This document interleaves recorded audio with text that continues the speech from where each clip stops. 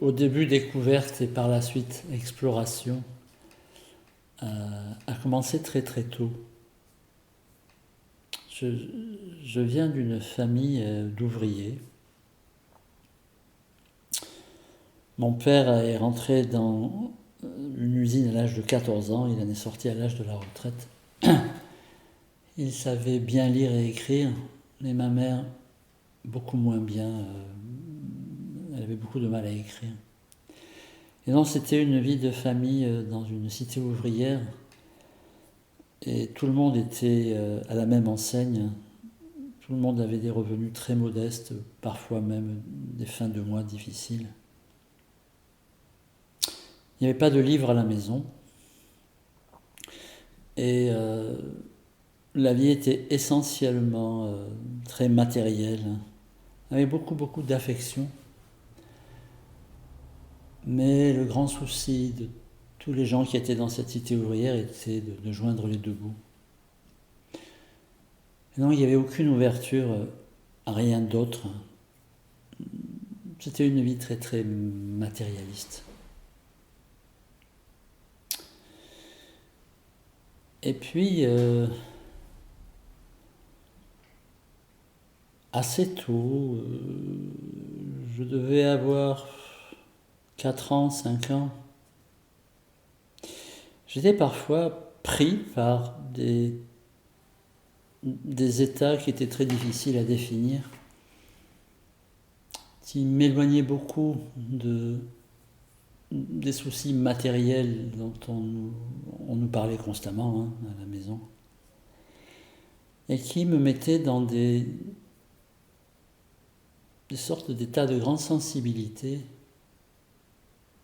notamment avec la nature. Et j'avais des sortes de communication avec les insectes. Dans mon enfance, il y avait beaucoup d'insectes. Aujourd'hui, le nombre d'insectes a extraordinairement disparu. Il y en a beaucoup moins. Et aussi, donc, avec les plantes. Personne ne prenait ça très au sérieux, on considérait que c'était des jeux d'enfants. Et moi, ça me bouleversait beaucoup ces rapports avec les insectes essentiellement. Il n'y avait pas d'animaux. Et puis les plantes, les fleurs. Comme le sentiment de vivre dans un autre monde que celui de la vie familiale. Et donc ce phénomène s'est maintenu au fil des années. Et puis quelque chose de très très curieux m'est arrivé. J'ai rêvé un soir, une nuit, d'un visage qui était très très prégnant pendant le rêve, qui ne me disait rien, c'était un homme. Et le lendemain matin, j'étais dans un espèce d'état de joie un peu extatique. Au moment du lever pour aller à l'école, il n'était plus question d'aller à l'école, quoi. J'étais assez bon élève, j'étais même très bon élève à l'école primaire, où les instituteurs, institutrices étaient les voisins, donc tout le monde se connaissait dans ce village. Mais quand ce visage me rendait visite à la nuit au cours du rêve, le lendemain, je restais rêveur, quoi, toute la journée. Je me faisais parfois un peu disputer par les instituteurs ou institutrices parce que j'étais absent. Et ce visage est revenu de façon récurrente, ça a duré des années.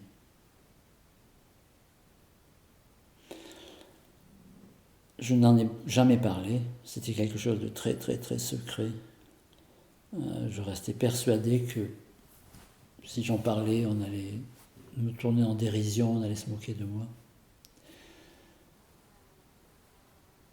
Et puis,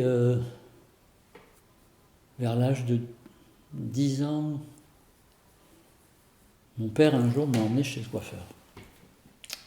Et en attendant mon tour, il y avait des quantités de revues. Et en feuilletant une revue, il y avait une photo de ce visage. Enfin, il y avait tout un article. Et il y avait la photo de ce visage qui me rendait visite en rêve. Je n'ai rien dit, mais j'ai emporté le magazine. Et arrivé à la maison, avec du papier calque, j'ai redessiné ce visage. J'avais un oncle que j'adorais, qui était menuisier. Je suis allé lui demander de me faire une boîte assez grande, avec une rainure pour faire passer une vitre un peu épaisse.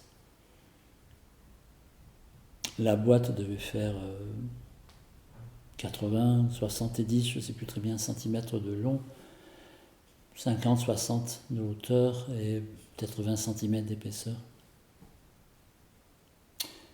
Et donc j'avais une vitre qui avait été cassée à la maison, qui s'insérait, qui glissait, qui passait dans la glissière. Je l'ai peinte en blanc, avec de la peinture ordinaire, la peinture à l'eau. Et puis j'ai projeté des taches de couleur avec de la peinture aussi, des taches bleues, vertes, rouges, complètement au hasard. Et puis j'ai collé ce visage que j'avais reproduit sur du papier calque. Et dans la boîte, j'ai mis des ampoules de couleurs rouge, verte, bleue. Et quand je rentrais le soir de l'école, je branchais ça. Et dans ma pensée d'enfant, ce visage était dans l'espace, dans l'univers, parce que toute cette vitre était blanchâtre. Et puis les points de couleur, c'était des étoiles. Et je passais comme ça de très longs moments à regarder ce visage, plutôt à me sentir regardé par le visage. Et assez rapidement, ça a commencé à produire en moi des réactions. Alors j'étais très curieux parce que je changeais de position physique. J'avais des sortes de respirations inhabituelles, des sons qui me rendaient visite, des sortes d'hallucinations aussi, et surtout des états intérieurs.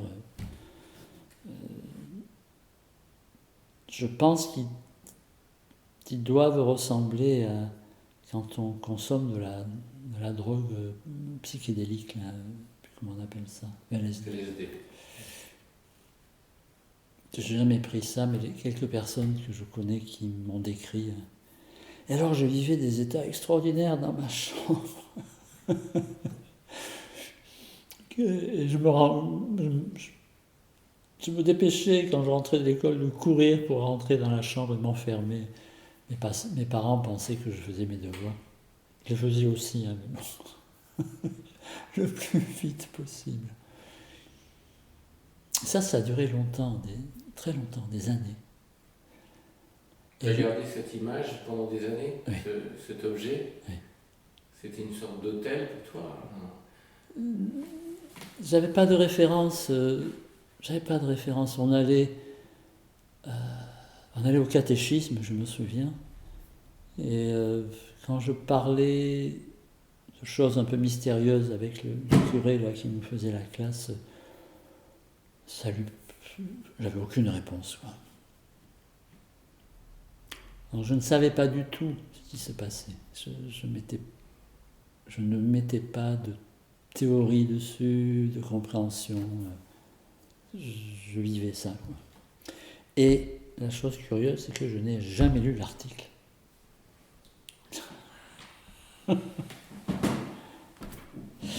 Et des années plus tard, je devais avoir 16 ans, j'ai enfin lu l'article. Et j'ai appris que ce personnage avait un nom qu'il avait vécu, il s'appelait Ramakrishna.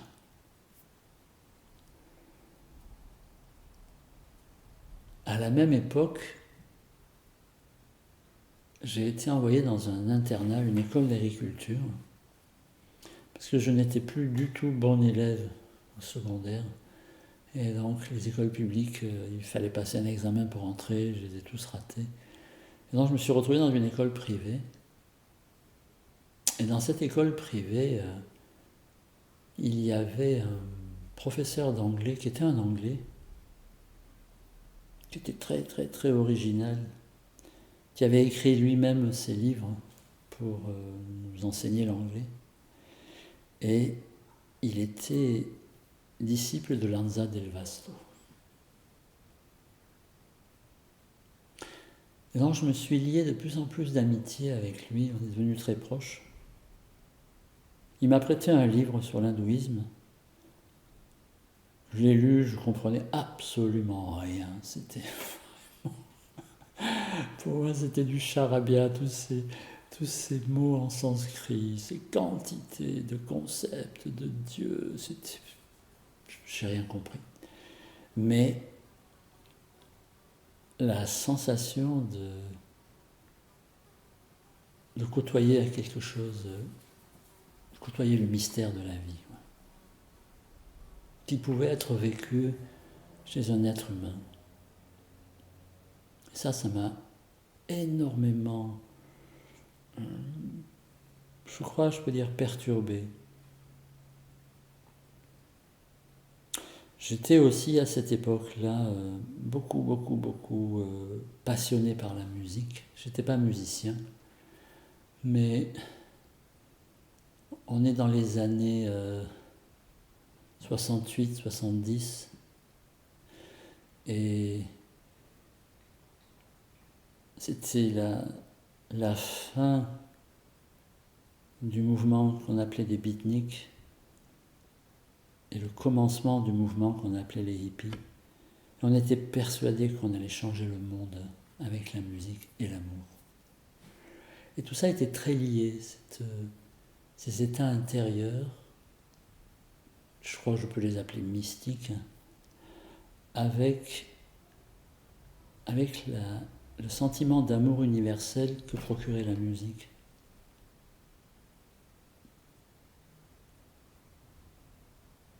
Je suis allé à un de ces grands festivals qu'il y avait en Europe de pop music, le festival de l'île de Wight. C'était en 1970, je crois. C'était l'année d'après, ou 2 ans après, le festival de Woodstock qui avait été une révélation pour je crois, des millions de personnes. Et là, arrivé sur le site du festival, pour la première fois, j'ai rencontré des Indiens. C'était des commerçants, ils venaient vendre de l'artisanat. Et quelque chose de curieux s'est passé. Le principal commerçant m'a dit, soudainement, venez avec nous en Inde. Vous choisirez les objets, parce que l'on ne sait pas très bien ce qui plaît aux Européens. Et venez. Ah là là,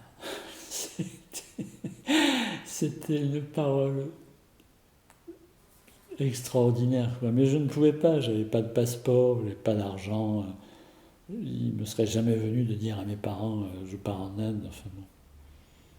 Ça me paraissait impossible, mais c'était un grand bouleversement. Et puis, toujours à ce festival de l'île de Wight, il y avait une colline avant que commence le festival.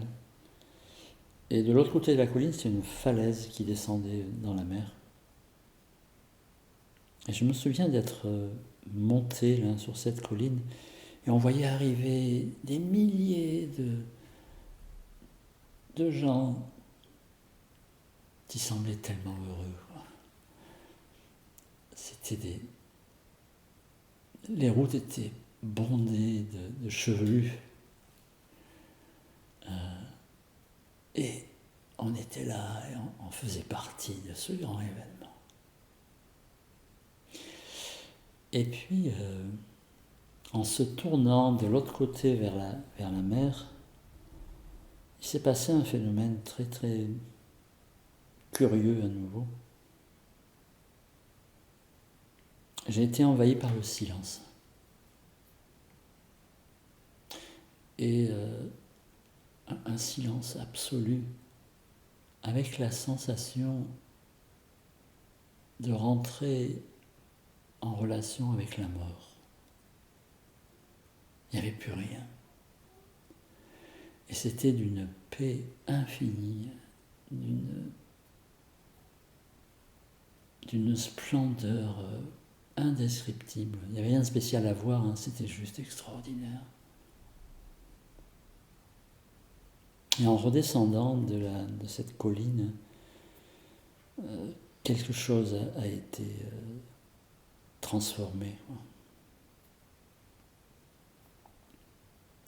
Il y avait des concerts de 9h du matin à 4h du matin, ça n'arrêtait jamais. Et un jour est venu un chanteur qui s'appelait Richie Evans, au petit matin, et qui chantait cette chanson qui est Here Comes the Sun, et le soleil se levait. Beaucoup de gens dormaient dans des salles de couchage, parfois seuls, parfois à deux, il faisait un peu froid, c'était le petit matin. Et tout d'un coup,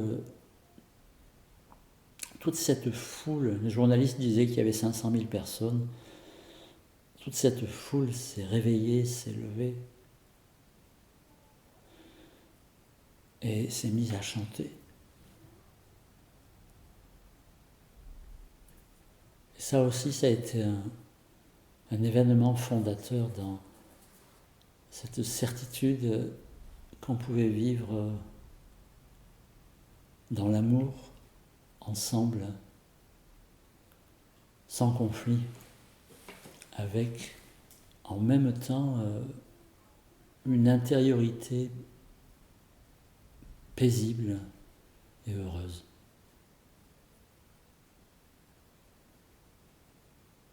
Quand je suis revenu à la maison, enfin chez mes parents, je suis arrivé le matin, assez tôt. Il y avait un perron à la maison, donc quelques marches d'escalier, et ma mère était en train de boire le café avec le facteur. Elle avait un petit jardin. Alors, j'ai passé le portail. J'ai entendu le facteur qui disait c'est qui celui-là là ? Parce que j'avais des cheveux longs, une longue barbe, des vêtements comme on en portait dans cette période-là. Des vêtements indiens légers, enfin. Et donc je me suis avancé et ma mère ne m'a pas reconnu. Et quand je suis arrivé assez proche, elle m'a dit c'est toi ? Qu'est-ce qui t'est arrivé ?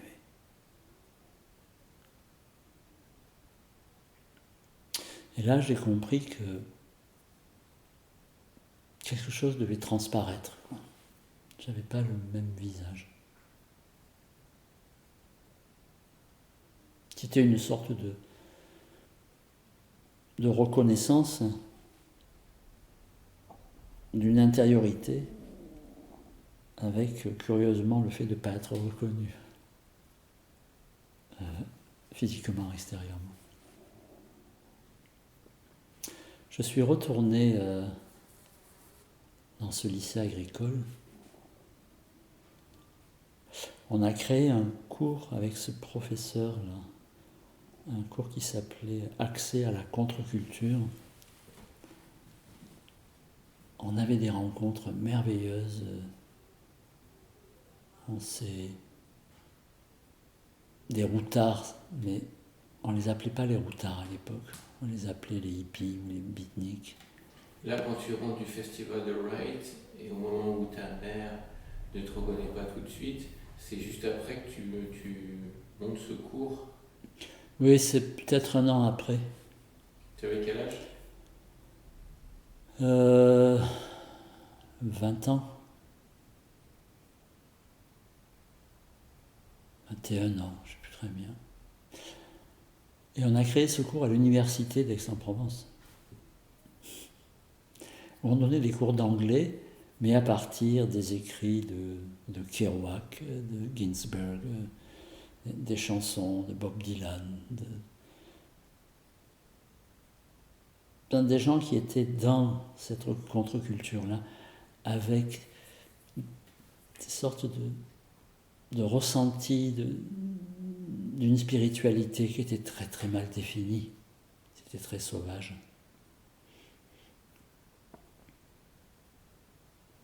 On s'est mis aussi à étudier le Graal.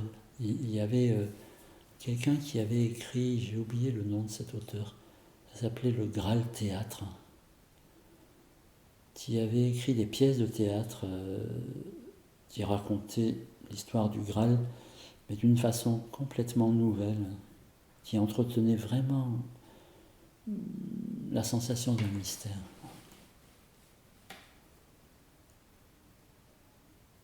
Et finalement, j'ai tout abandonné. J'ai quitté les études. J'avais 23 ans.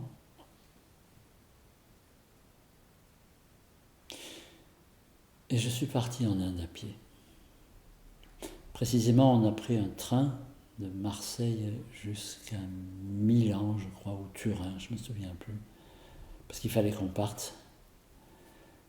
Et à partir de là, on a marché jusqu'en Inde. Parfois, on a pris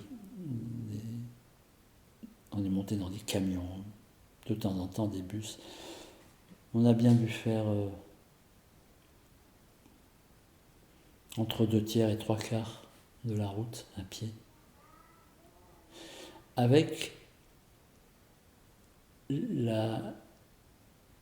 l'idée qu'on n'irait pas le moins possible dans des hôtels, on logerait, soit c'est des gens, soit dans des églises, soit dans le milieu musulman, dans des mosquées ou des écoles musulmanes en Inde, dans le bouddhisme, dans des ashrams, au Népal, dans des centres bouddhistes. Et ça a été un voyage extraordinaire, extraordinaire. Je suis parti une première fois en voiture, l'année d'avant, avec un ami, et on s'est fait cambrioler à Istanbul. Ça m'a tellement déçu que j'ai fait demi-tour. C'était une tentative pour aller en Inde. Oui. Avec l'idée de rencontrer ces commerçants qui t'avaient invité la première fois, ou déjà un objectif différent? Alors la première fois, on ne savait pas, on ne savait rien, quoi. C'était pas rien de faire la route. Hein. Les médecins nous avaient donné des quantités de médicaments. On partait, c'était le début de l'hiver, il allait falloir traverser l'Anatolie, il allait faire froid, l'Afghanistan, l'Iran, l'Afghanistan. On était armés. On avait des armes dans la voiture qui étaient cachées. Et puis, on s'est fait voler à Istanbul et moi j'étais tellement déçu que j'ai fait demi-tour. Et pendant l'année qui a suivi,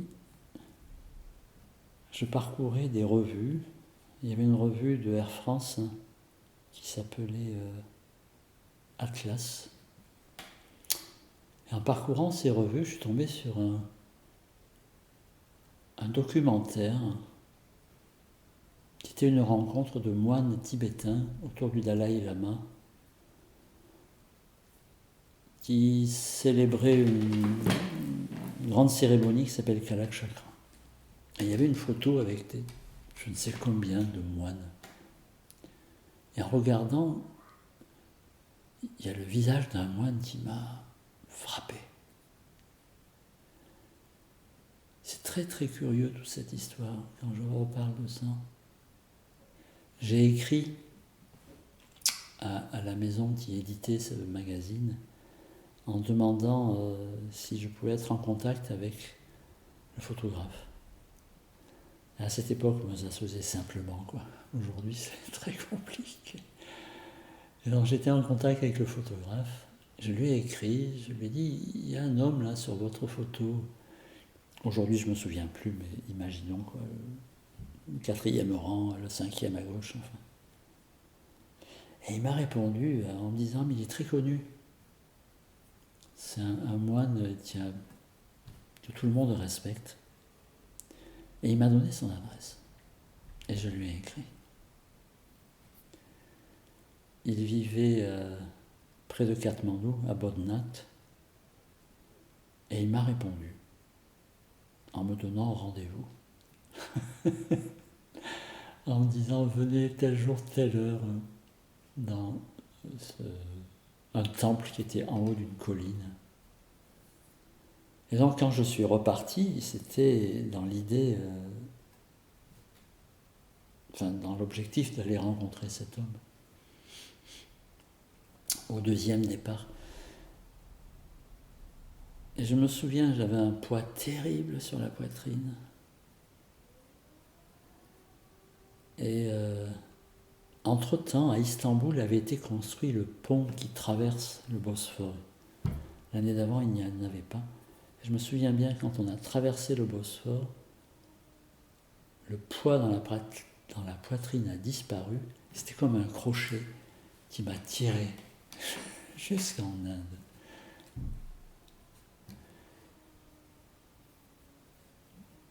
On a traversé toute la Turquie, tout l'Iran, l'Afghanistan c'était une merveille, l'Afghanistan. Et toujours en rencontrant des religieux. Passé quelque temps dans une tarika, un centre d'études soufis, à Mazar-e Sharif dans le nord de l'Afghanistan. On a traversé en partie à cheval. On s'est retrouvé un jour en URSS sans le savoir, on s'est fait arrêter par l'armée. Qui ont été sympas, ils nous ont ramenés. Il y a beaucoup, beaucoup d'anecdotes dans ce voyage. Et vous aviez fait un itinéraire assez précis ou vous non, improvisiez un petit peu à chaque trajet? En réalité, tout le monde faisait la même route.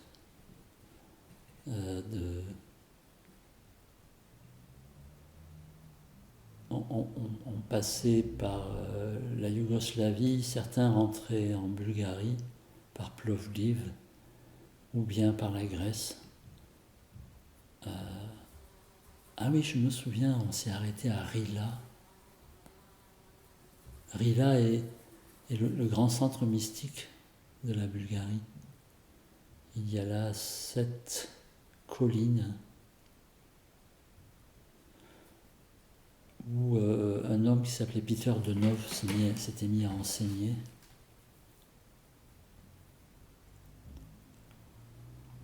Mais ensuite, à partir d'Istanbul, la route passait par Tabriz, le nord, puis Ankara, puis on longeait le mont Ararat, là où, dans la Bible, on pense que c'est là où Noé s'est arrêté avec l'arche de Noé, quand il y a eu ce grand déluge qui est décrit dans l'Ancien Testament. De là, on rentrait en Iran.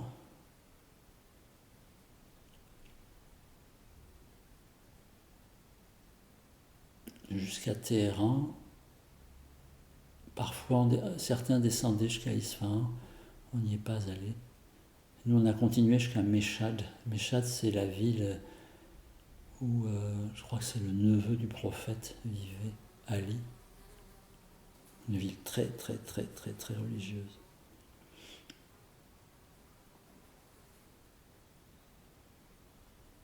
Et de là, on est rentré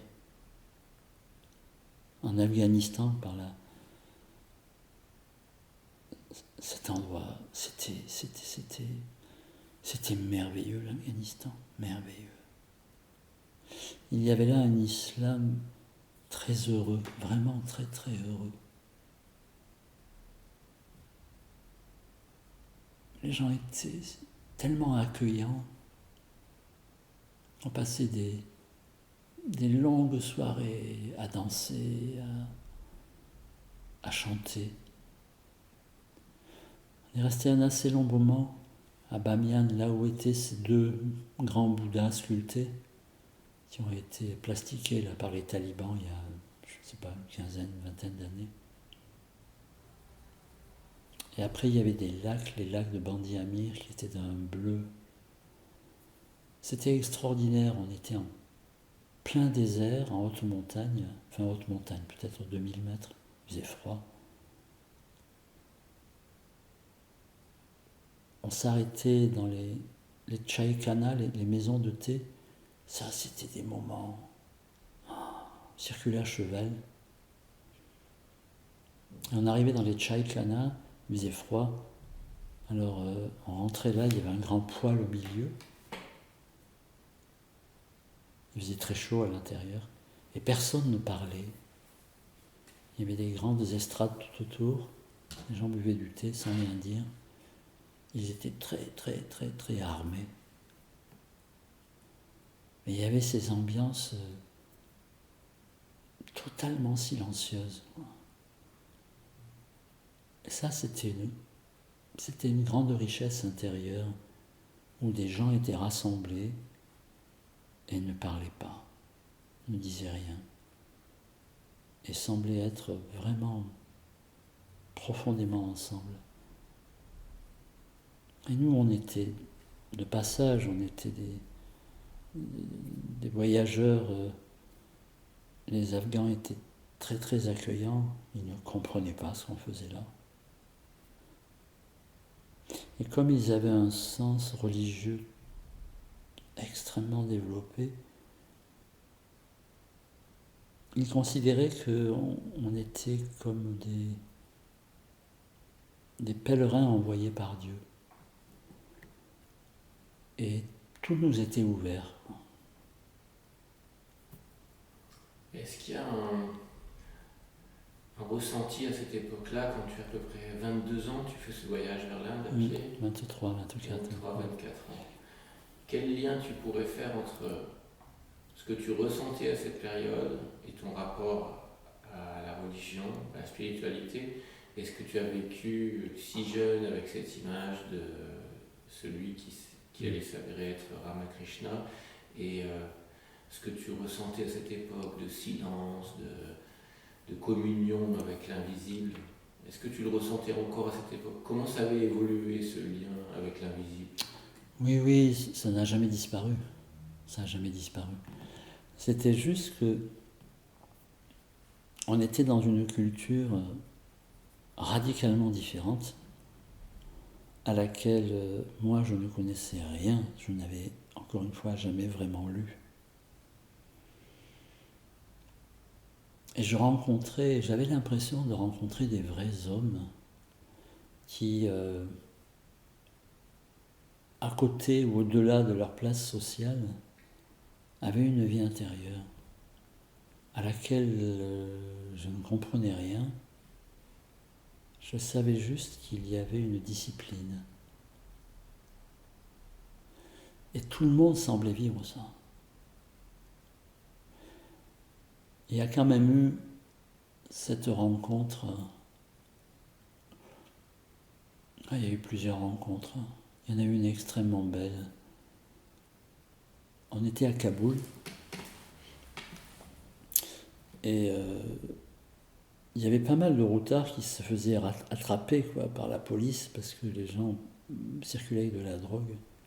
Même si à cette époque-là, je me souviens, pour être considéré comme trafiquant, il fallait être pris avec plus de 1 tonne. Mais pour les Afghans, pour les Occidentaux, c'était moins simple. Et donc on allait rendre visite à des routards qui s'étaient fait prendre, qui étaient en prison, dans la prison de Kaboul, et on leur apportait de la nourriture. La prison était une horreur. Et donc sur la route, en allant à la prison, j'avais rencontré un cordonnier que les voisins disaient être un soufi. Mais il ne parlait pas anglais, moi je ne parlais pas afghan. Enfin. Et tous les matins, quand je passais, je m'arrêtais dans une toute petite échoppe, de faire 4 mètres carrés. Et il me donnait du thé. Et je le voyais coudre avec des aiguilles longues, du cuir très épais, et il enfonçait les aiguilles avec son pouce. Et moi j'avais travaillé le cuir auparavant, j'avais fait de l'artisanat pour gagner un peu d'argent quand j'étais étudiant. Et je savais ce que ça voulait dire, d'enfoncer une aiguille avec un pouce. Il devait avoir le pouce comme du bois. Et un matin, en allant lui rendre visite, il y avait sur un mur, il y avait un rosier et les roses étaient en fleurs. Et donc j'en ai pris une. Et quand je suis arrivé, je lui ai donné la rose. Il y avait la tige. Donc il a attrapé la tige, il a lâché d'un coup, il s'était piqué le doigt avec une épine. Il s'était piqué le pouce. Alors ça, qu'est-ce qui se passe là?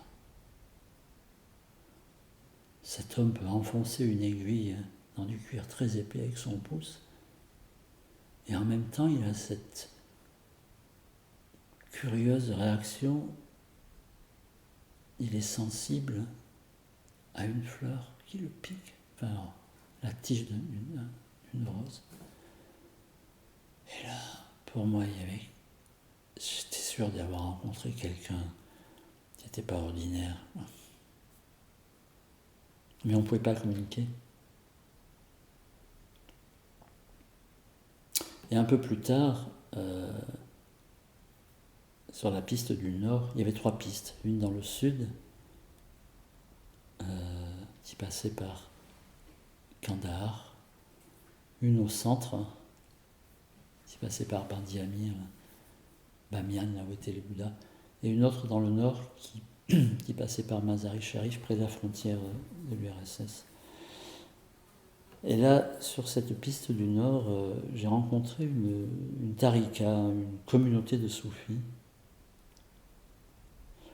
où le cher, le maître, personne ne parlait anglais, mais était très bienveillant. Et là, j'ai réalisé qu'il y avait là des hommes qui vivaient un mystère pour moi, qui étaient un peu liés à la culture musulmane, mais il y avait autre chose, il y avait une profondeur de l'être qui était indépendante de la culture.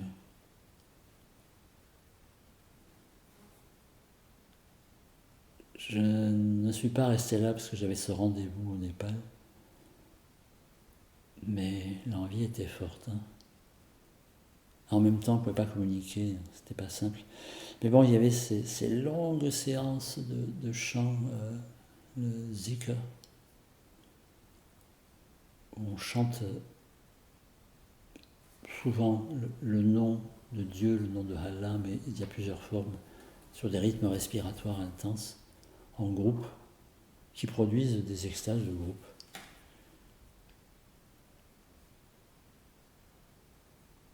Sans très bien savoir intellectuellement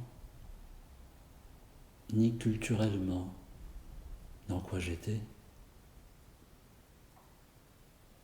Mais c'était extrêmement beau.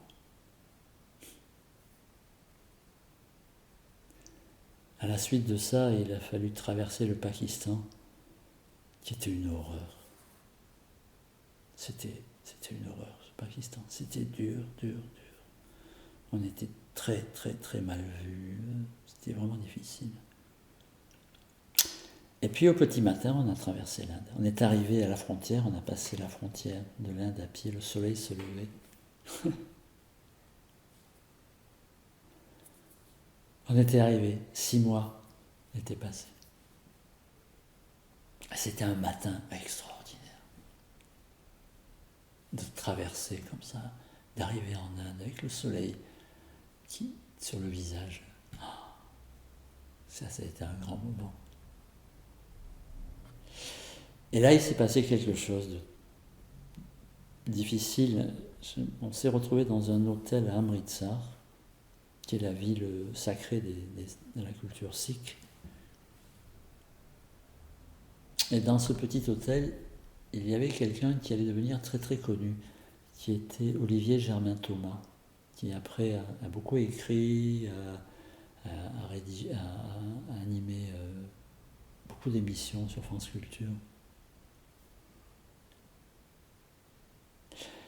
Et je ne sais pas très bien ce qui s'est passé dans cet endroit, mais j'ai été pris de panique. L'Inde était insupportable. Je ne pouvais pas continuer. On devait se séparer avec cet ami avec qui j'étais parti. Et je lui ai dit, écoute, je peux pas continuer seul, quoi. Je peux pas, ça me fait peur, c'est trop.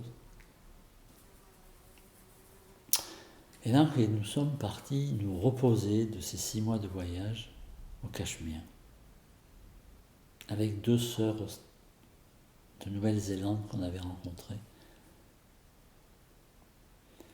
On s'est reposé sur un houseboat, sur une maison bateau, sur le lac, qui s'appelle le lac Dal. Et là, il y avait un miracle. Un groupe de routards que l'on avait croisés sur la route est arrivé en shikara, des petits bateaux. Il était très étonné parce qu'il pensait que j'étais déjà parti vers le Népal. Je leur ai expliqué que je pouvais pas voyager seul en Inde, c'était trop difficile, ça me faisait peur. Et ils m'ont dit, on va à Dharamsala, viens avec nous. Alors nous partons tous à Dharamsala. Et un d'entre eux, un jour, revient et me dit, on a rencontré un maître bouddhiste, je suis sûr que ce serait bien que tu viennes le voir, on y retourne ce soir. Alors bon, le soir on va, la nuit tombait un peu, je ne savais pas qui c'était, mais ils allaient rencontrer Goenka, qui n'était pas encore connu du tout, qui a fondé ce grand mouvement de Vipassana dans le monde entier. Et je marchais en arrière, je les ai perdus de vue. Et il m'avait dit, à un moment, il y a un escalier à gauche en pierre blanche, tu montes et la maison est là. Donc je suis arrivé à cet endroit, je suis monté, je suis arrivé à la maison, j'ai tapé à la porte. Un moine tibétain, de la culture tibétaine, mais il était australien, s'appelait Nick, m'ouvre la porte. Et je lui dis, je suis avec les autres personnes. Ah, il me dit, mais ils sont partis. Alors, j'étais très très étonné, comment ça, ils sont partis? Il a dû se passer 5 minutes, 10 minutes. Ah, il me dit, entrez. Alors, il me sert du thé, on se met à parler. Et au bout d'un moment, dans la conversation, je lui dis, mais... Alors, il me parlait de son gourou. Et je lui dis, j'ai l'impression qu'on ne parle pas de la même personne. Vous me parlez de qui?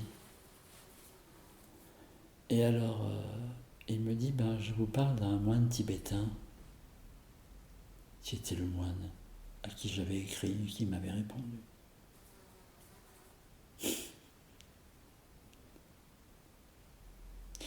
Et alors, je lui explique, alors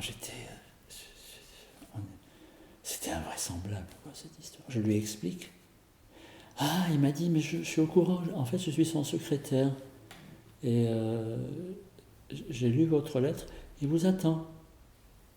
Mais j'ai plus le temps. Il m'a dit, si, vous descendez à Delhi, prenez l'avion, vous arrivez à Katmandou, il vous attend.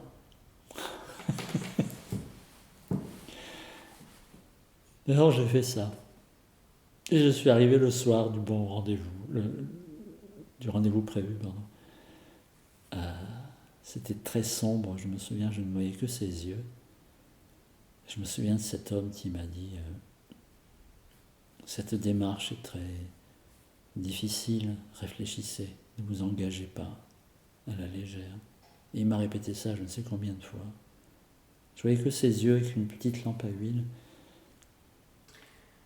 Et finalement, je me suis engagé. C'était quoi l'engagement qu'il avait compris que tu souhaitais prendre? L'engagement, c'était une sorte de retraite de méditation de 1 mois, à raison de 16 heures par jour, avec plus aucun contact. C'était interdit d'écrire et de recevoir du courrier, un seul repas par jour. Il faisait froid, c'était en hiver. Je me souviens, ma chambre, il n'y avait que 3 murs. Le 4e mur, c'était un grillage. Il nous fallait descendre le long de la côte, là, où il y avait un tuyau, il y avait de l'eau qui arrivait. Alors on descendait là, on remplissait des bidons, on les remontait, on remplissait des jarres, parce qu'il n'y avait pas d'eau dans le monastère. Le matin, à 4 heures du matin, il fallait casser la glace pour se laver. Ah, c'était vraiment quelque chose. André, avant qu'on enchaîne avec l'épisode suivant pour la prochaine fois, mais est-ce qu'on pourrait avoir une sorte de synthèse de ton expérience intérieure, de cette rencontre avec ce moine tibétain, de ce voyage initiatique, de toute cette enfance initiatique, transposée quelques décennies plus tard dans un monde qui a probablement énormément changé. En tout cas, il y a certaines parties du monde qui ont énormément changé depuis le moment où tu as fait cette traversée. Est-ce que tu pourrais nous délivrer, nous offrir un moment inspiré d'enseignement?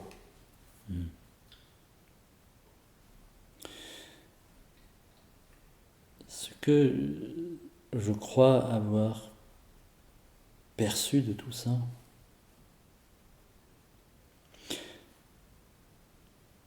c'est que quand nous naissons, à la naissance, nous ne sommes pas neufs. Il y a une sorte de mémoire qui, dans l'enfance, peuvent apparaître parce que l'enfant résiste très peu au monde, il est très ouvert. Et ce monde en soi, ce monde mémoriel, peut transparaître à nouveau sans que l'enfant sache ce qui lui arrive. De toute façon, même quand on est adulte, il y a très peu d'entre nous qui comprenons ce qui nous arrive. Mais là, il y a peu de filtrage. Et ce que j'ai découvert, mais beaucoup plus tard, c'est que tous ces ressentis, toutes ces rencontres, il y en a eu un très grand nombre, j'en ai cité très très peu, dans d'autres régions du monde, m'étaient familières. Mais ça m'était familier, comment on pourrait dire ça ? psychologiquement. Parce que évidemment, c'était la première fois que je côtoyais ces cultures-là. Et beaucoup plus tard, j'ai vécu des sortes de remémoration de passé. Alors c'est toujours difficile de parler de ces choses-là. Il est difficile d'affirmer que nous avons des vies passées, ou des mémoires de vie passée. Est-ce que ces mémoires appartiennent à l'individu, ou bien est-ce que on perçoit des événements qui ont eu lieu dans un autre espace, un autre lieu, à une autre période? Est-ce que c'est une faculté de passer à travers le temps et l'espace? Parce que pour nous, pour la pensée en tout cas, le temps est quelque chose c'est un mouvement qui va du passé vers le futur, et l'espace, pratiquement la même chose. Quand on se déplace, on a toujours cette idée que l'on va dans un autre endroit qui est à venir. Et là, ce qui est très mystérieux, c'est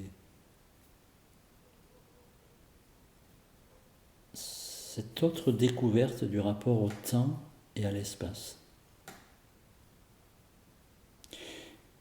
Et puis le troisième élément, c'est l'identité.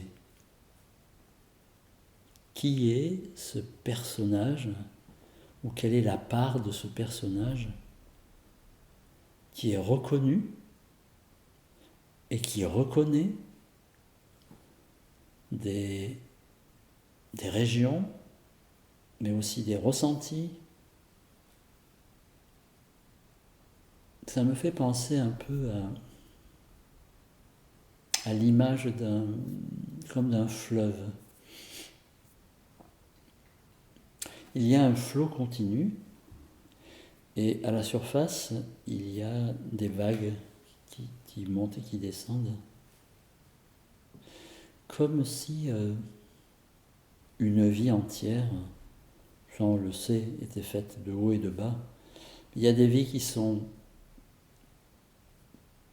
pour certains, extrêmement douloureuses, pour d'autres qui le sont moins, mais c'est douloureux pour tout le monde.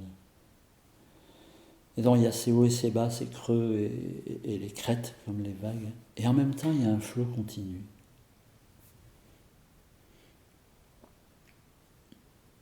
Et à travers ces expériences,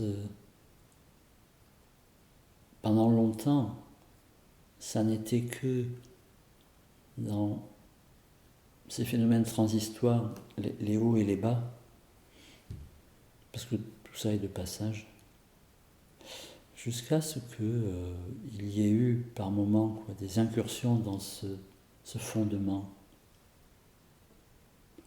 Alors aujourd'hui, on parle assez facilement de ce phénomène que les gens appellent la réincarnation. Et ce qui intéresse la plupart des personnes, ce sont les anecdotes. Qu'est-ce qui a bien pu se passer? Encore une fois, en posant cette question, est-ce que ça nous est arrivé réellement, ou bien est-ce que tout à coup notre conscience, on peut dire, a accès à un autre temps et à un autre espace?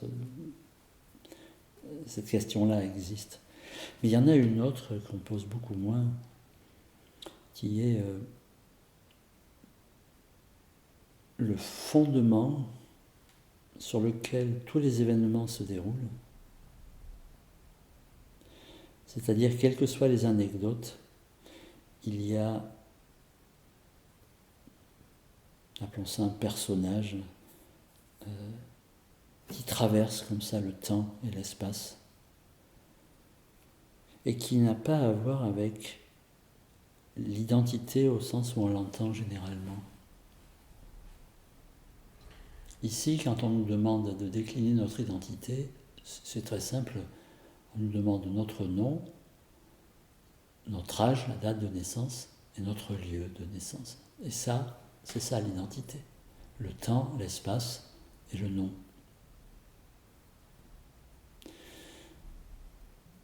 Ce qu'on peut questionner dans ces phénomènes, c'est est-ce qu'il y a autre chose qui n'est pas dépendant de la diversité, qui n'est pas dépendant du changement.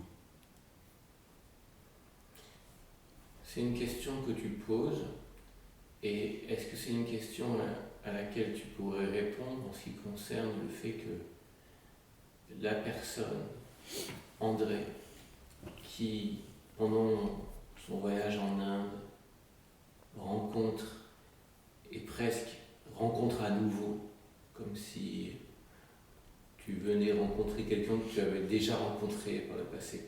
Est-ce que cette personne, André, c'est la même qui aurait pu avoir vécu avant, dans un autre espace, dans un autre temps, ou bien tu pencherais plutôt vers la possibilité que cette personne, André, à cette époque particulière, a un accès à une conscience plus universelle qui aurait, elle, rassemblé tous les vécus antérieurs. Tu t'orienterais vers quelle possibilité principalement aujourd'hui? Je pense que les deux sont intimement liés. C'est-à-dire,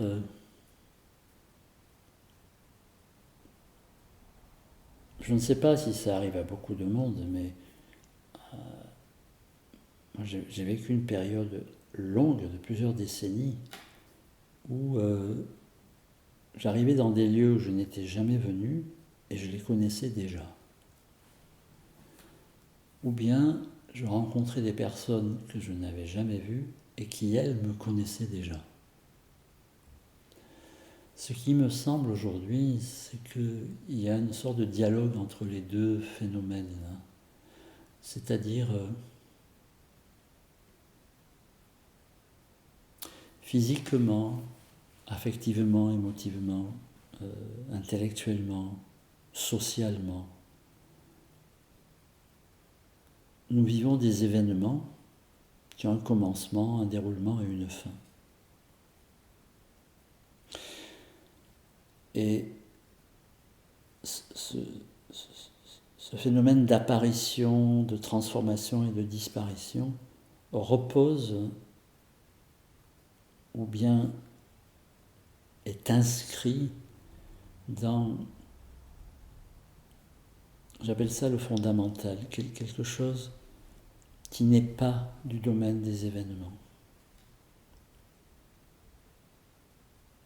Et par moments, dans les anecdotes, dans les événements, c'est comme s'il y avait des trouées d'un coup qui donnent accès à ce fondamental. Et les trouées ont lieu lorsque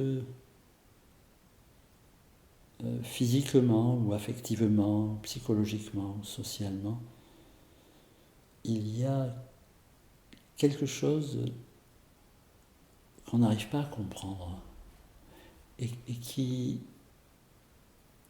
nous bouleverse.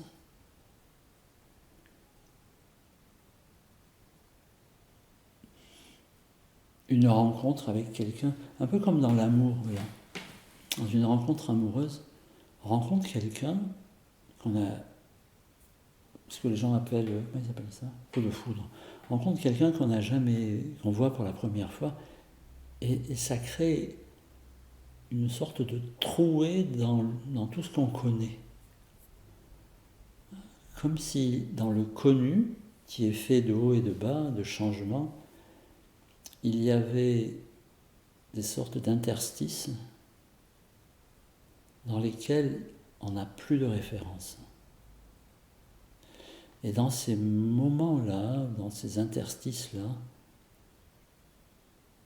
si, je ne sais pas s'il faut dire par chance ou par miracle ou par bonheur, enfin, on est on est conscient, on est sensible.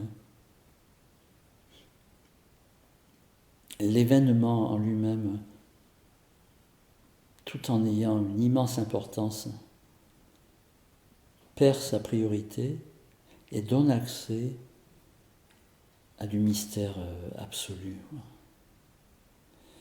Et ce mystère absolu semble être un continuum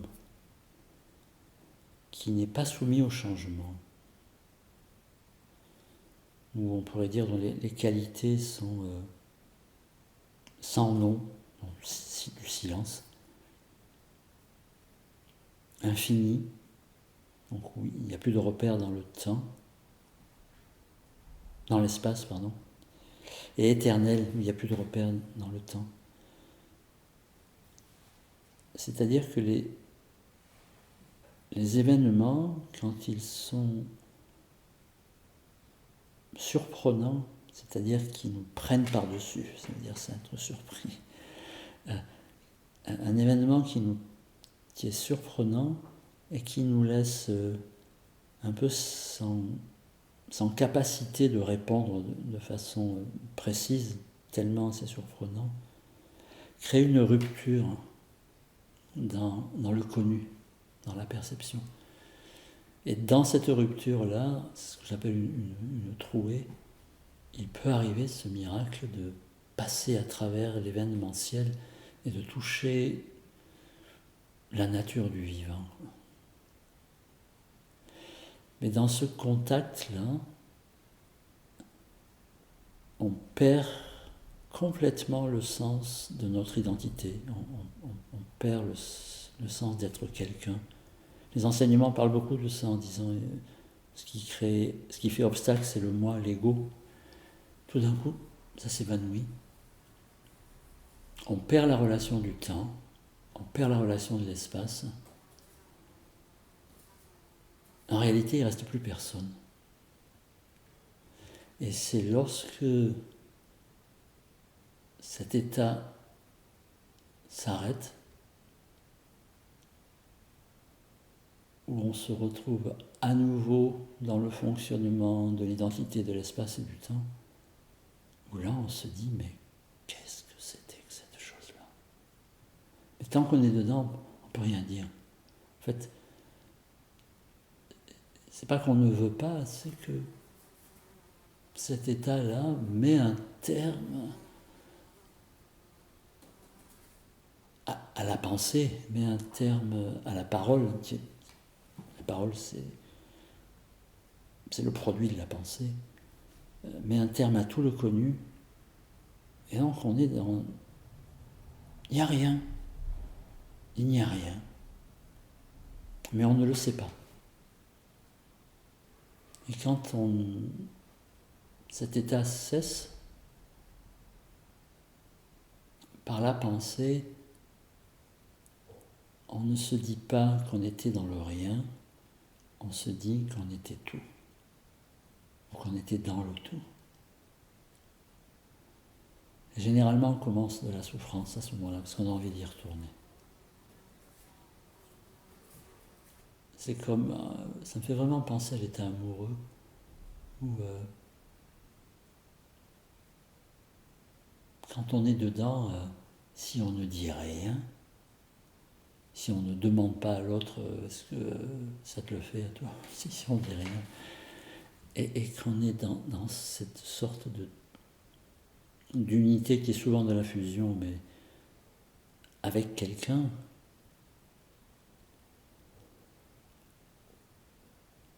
il n'y a plus la nécessité d'échanger parce que on n'est plus deux. Ça a disparu. Le deux a disparu.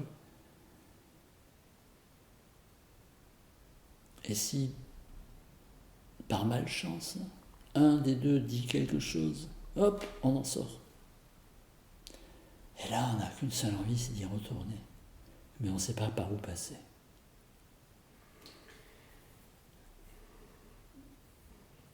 Une question pour clore notre premier épisode.